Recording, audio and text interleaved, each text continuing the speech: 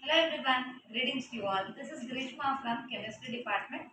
So I have a student by name Srivalli. She is going to deliver a beautiful seminar from chemistry. Let us have an introduction from her. Hi everyone, my name is M. Srivali. I am from S3 section. I am from Srivasali College. Today I will explain about Bragg's equation.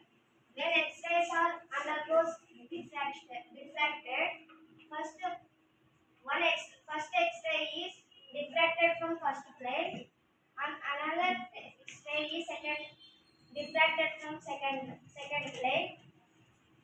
Bragg's law is In Bragg's law, equal integral multiples of its wavelength.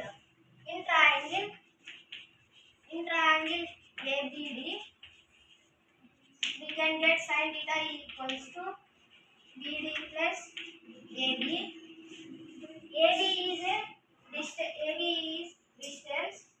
We can take BD by AB is D.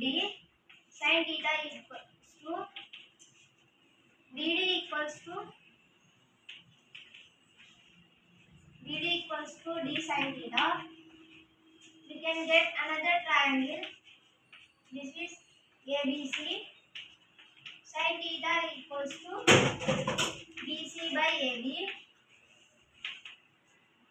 BC by D. Sin theta equals to BC equals to D sin theta. In Bragg's law equation is BC plus BD equals to n lambda. We can take D sin theta and BD plus BD. Add first and second equation. BC plus BD. D sin theta plus D sin theta equals to 2D sin theta.